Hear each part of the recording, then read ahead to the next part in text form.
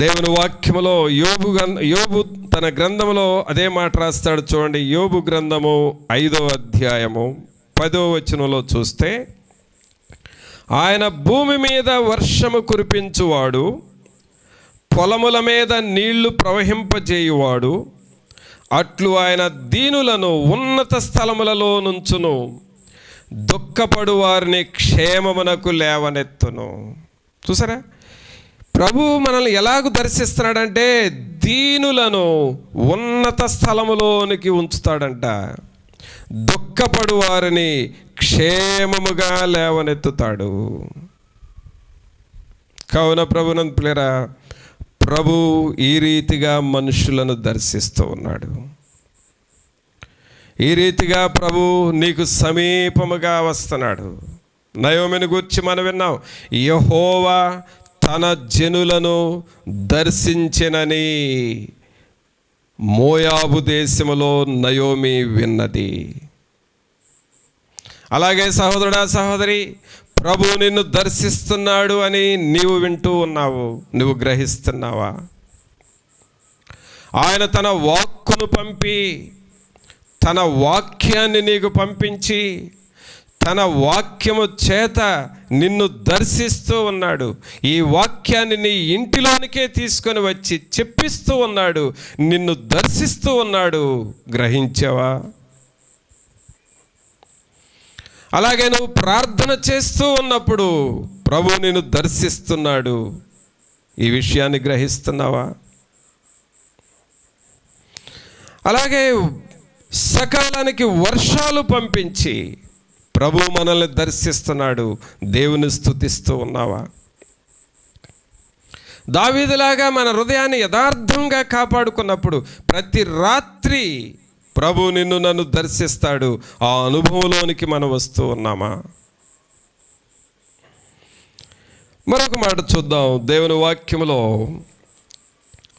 కీర్తనల గ్రంథం 32వ కీర్తన చూస్తే ప్రభు మనల్ని ఎలాగూ దర్శిస్తున్నాడో ఈ వాక్యములో మనకు రాయబడి ఉంది. 6వ వచనం చూడండి, 32వ కీర్తన 6వ వచనం. కావున నీ దర్శన కాలమందు భక్తి గల వారందరూ నిన్ను ప్రార్థన చేయుదురు. సహోదరుడా, సహోదరి, ఇప్పుడు ఈ కాలం ఎలాంటిదంటే దర్శన కాలము. దేవుడు నిన్ను దర్శిస్తూ ఉన్న సమయం. నీవు మారు మనసు పొందాలి, బాప్తిస్మము తీసుకోవాలి, ప్రభువులో ఎదుగుతూ ఉండాలి, పరలోకానికి అర్హత కలిగి ఉన్నావో లేదో పరిశీలించుకోవాలి. అలాగే దేవుని దూతలతో మాట్లాడే అనుభవంలోనికి రావాలి.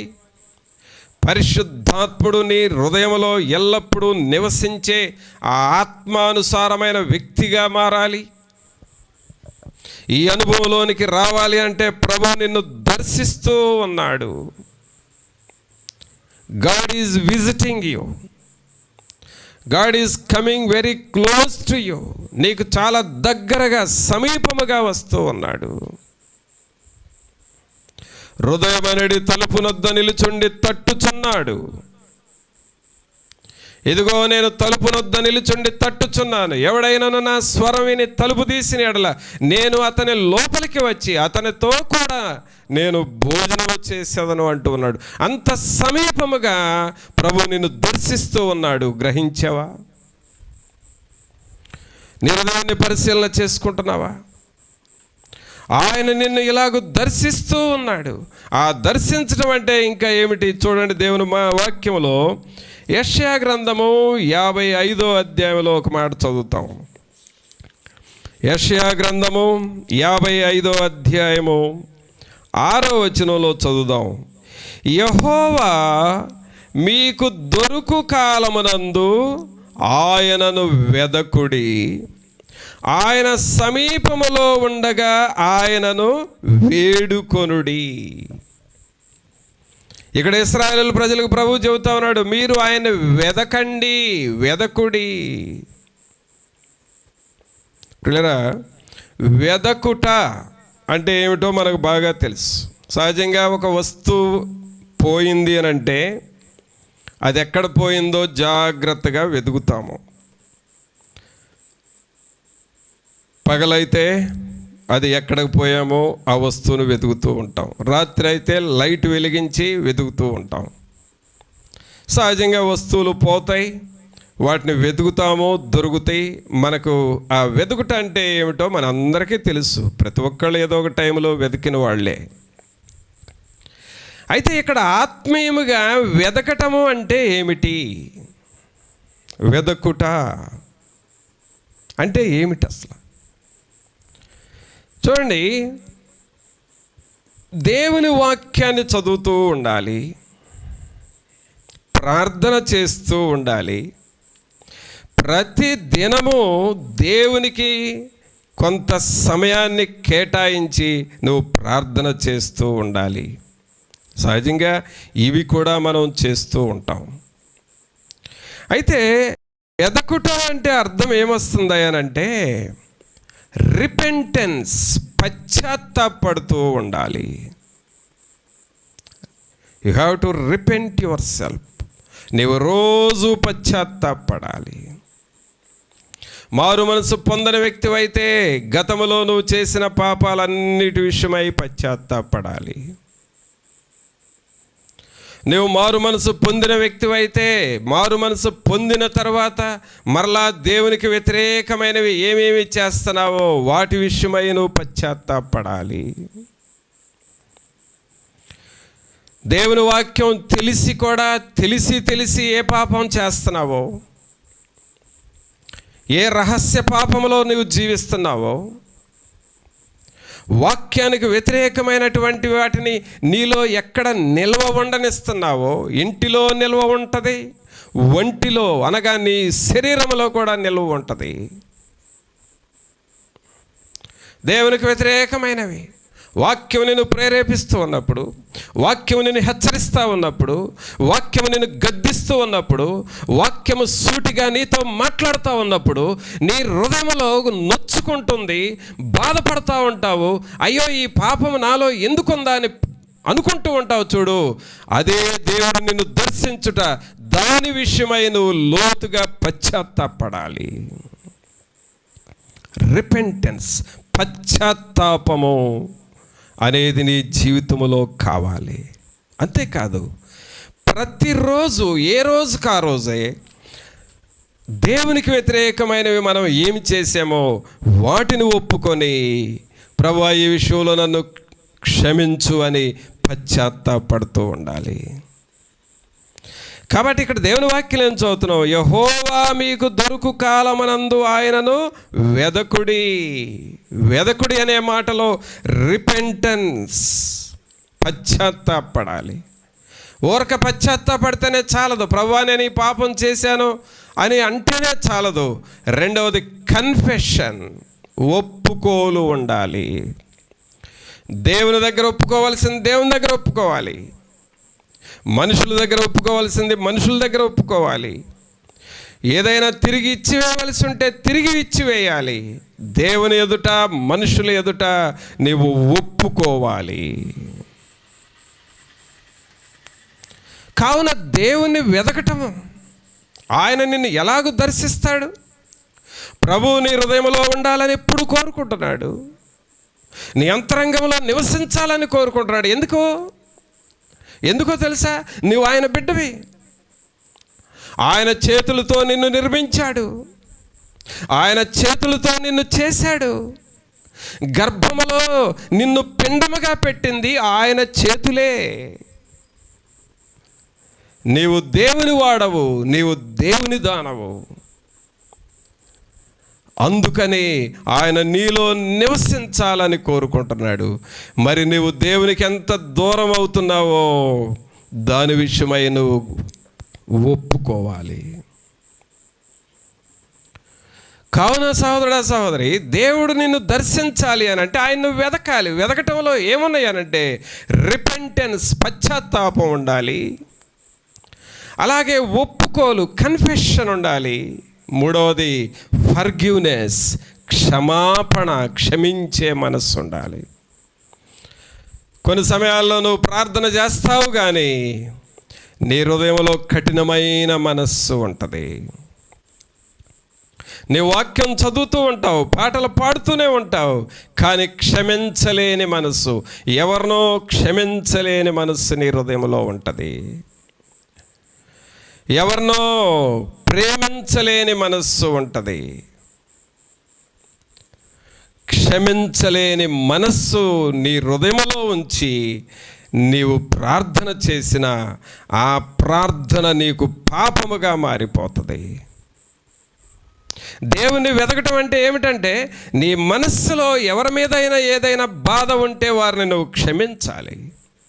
నీ హృదయంలో తీసివేసుకోలేని బరువు కానీ ఏదైనా దోషము కానీ నీ మీద ఉంటే దాని విషయమై నేను క్షమిస్తున్నాను ప్రభువా అని చెప్పాలి.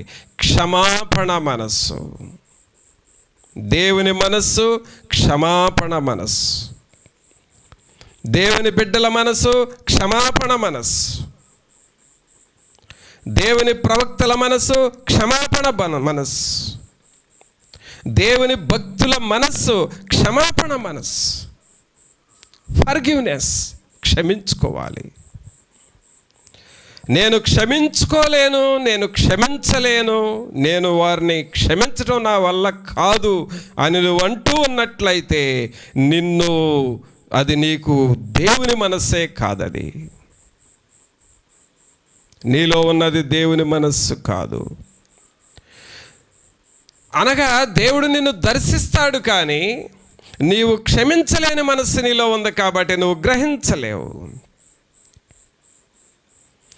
కావున ప్రియులారా, ఇక్కడ యెహోవా మీకు దొరుకు కాలమునందు ఆయనను వెదకుడి. వెదకటం అనగా ఇదిగో ఈ 3 నీలో ఉండాలి. పశ్చాత్తాపము, రిపెంటెన్స్ ఉండాలి. ఒప్పుకోలు, కన్ఫెషన్ ఉండాలి. క్షమించే మనసు, ఫర్గివ్నెస్ ఉండాలి. ఇవి ఎప్పుడైతే నీ హృదయంలో ఉంటాయో ఏం జరుగుతుందో తెలుసండి? ఏం జరుగుతుందో తెలుసా? నీ హృదయంలో ఉన్న వేదనంతా బయటికి వెళ్ళిపోతుంది. నీ హృదయంలో ఉన్న కృంగిపోయిన మనసంతా బయటికి వెళ్ళిపోతుంది.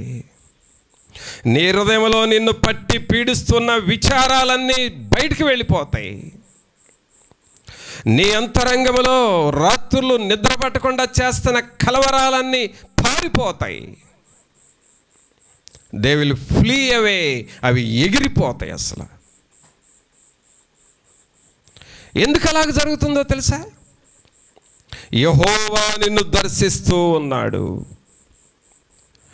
God is visiting you. పరిశుద్ధాత్ముడు నిన్ను తాకుతూ ఉన్నాడు.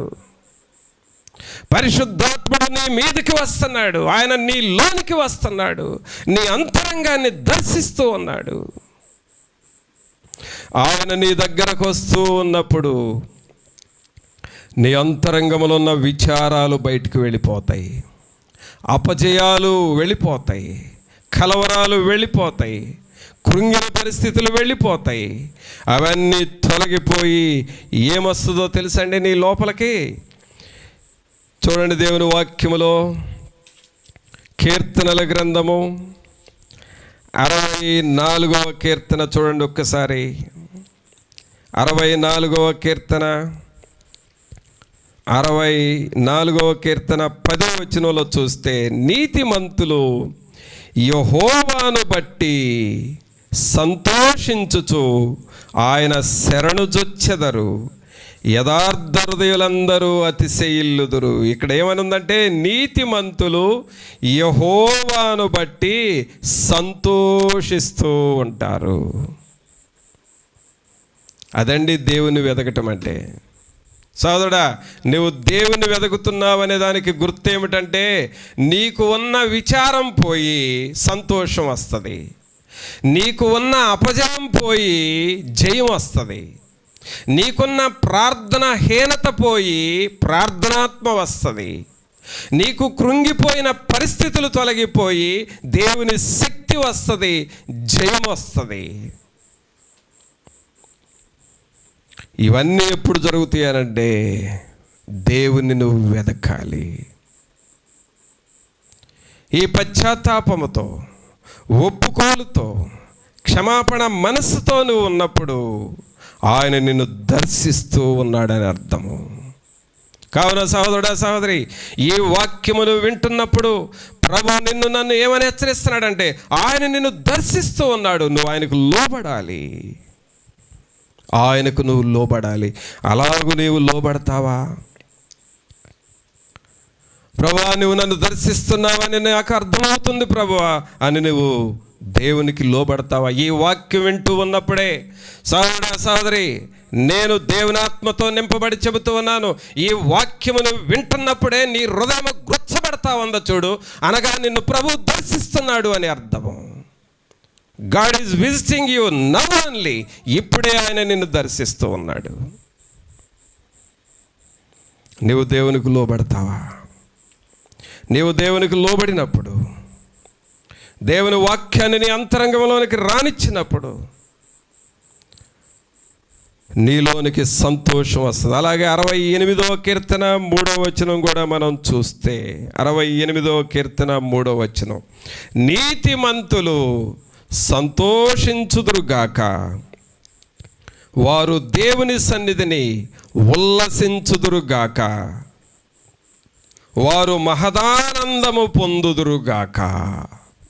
చూసారా, సంతోషిస్తారంట, ఉల్లసిస్తారంట, మహదానందం అనగా మహానందము పొందుతారు.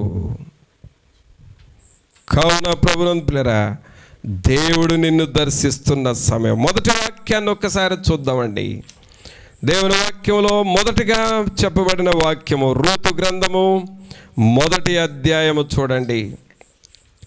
రూతు గ్రంథము 1వ అధ్యాయము 6వ వచనం, వారికి ఆహారం ఇచ్చుటకు యెహోవా తన జనులను దర్శించెనని ఆమె మోయాబు దేశములో వినెను గనుక మోయాబు దేశము విడిచి వెళ్ళుటకై ఆమెయు ఆమె కోరండ్రును ప్రయాణమైరి.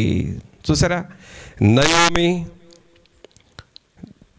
దేవుడు దర్శిస్తున్నాడు అన్న సంగతి విని ఆ మోయాబు ప్రాంతాన్ని వదిలిపెట్టి బెత్లెహేముకు వెళ్ళింది.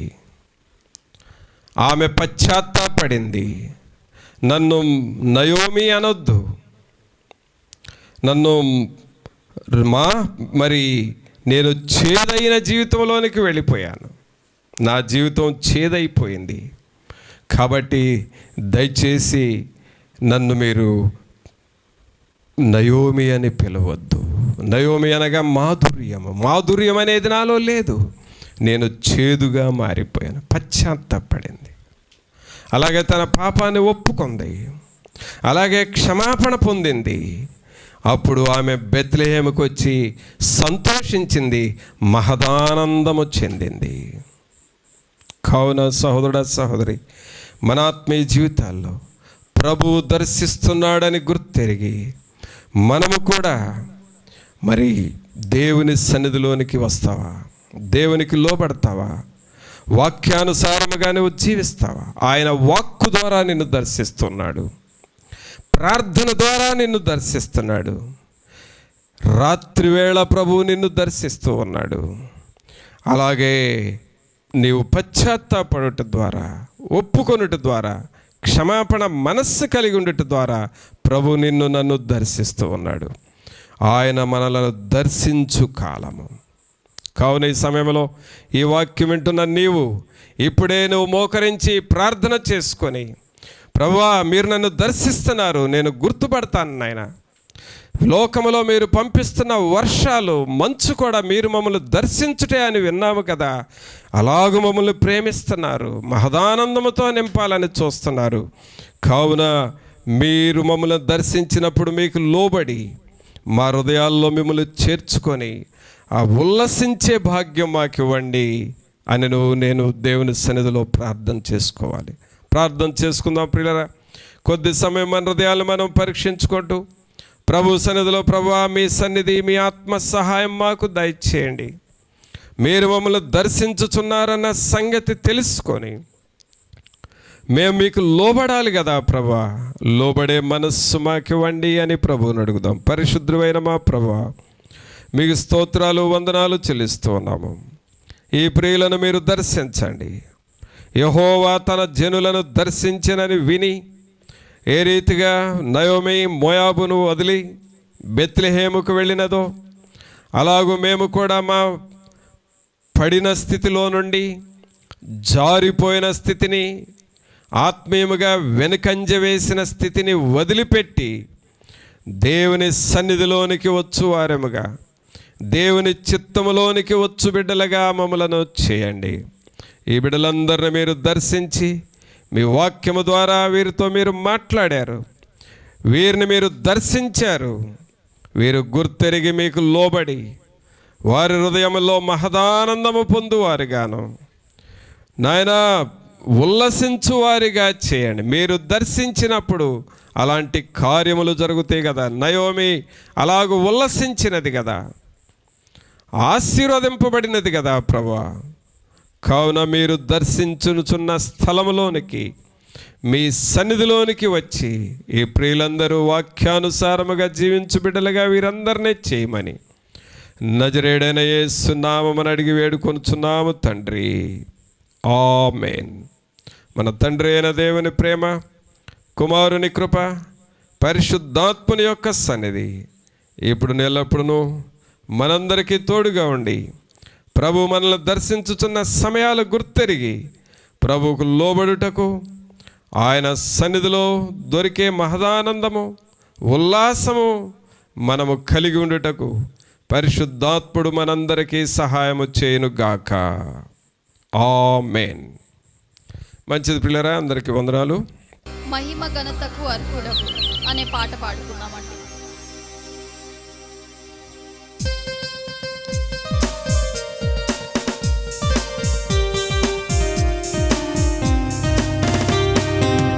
మహిమ ఘనతకు అర్హుడవు, నీవే నా దైవము. మహిమ ఘనతకు అర్హుడవు, నీవే నా దైవము. సృష్టికర్త, ముక్తిదాత, సృష్టికర్త, ముక్తిదాత, నా స్తుతులకు పాత్రుడా. ఆరాధనా నీకే, ఆరాధనా నీకే, ఆరాధనా స్తుతి ఆరాధనా, ఆరాధనా నీకే.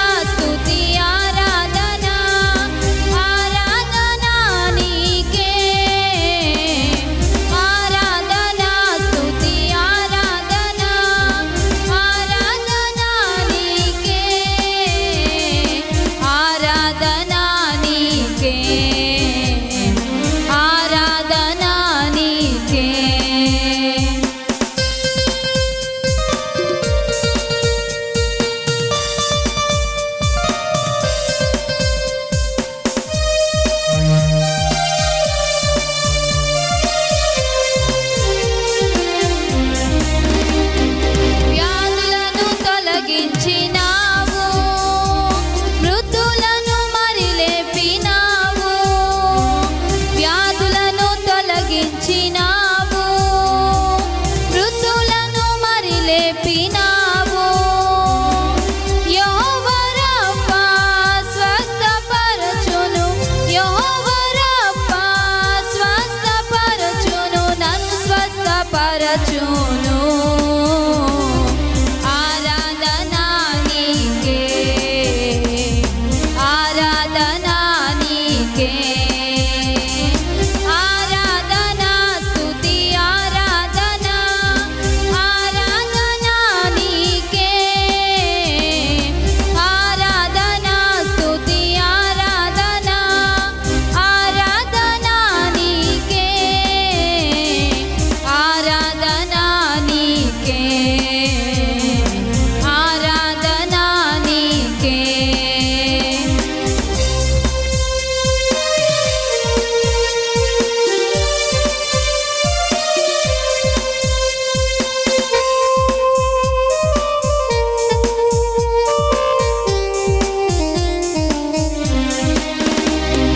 సాతానును బంధించినావు, జయబేరి మ్రోగించినావు. సాతానును బంధించినావు, జయబేరి మ్రోగించినావు. మరణాన్ని గెలిచి తిరిగి లేచిన, మరణాన్ని గెలిచి తిరిగి లేచిన రానున్న రారాజువు. ఆరాధనా నీకే, ఆరాధనా నీకే, ఆరాధనా స్తుతి ఆరాధనా, ఆరాధనా నీకే, ఆరాధనా స్తుతి ఆరాధనా, ఆరాధనా నీకే, ఆరాధనా నీకే, ఆరాధనా నీకే.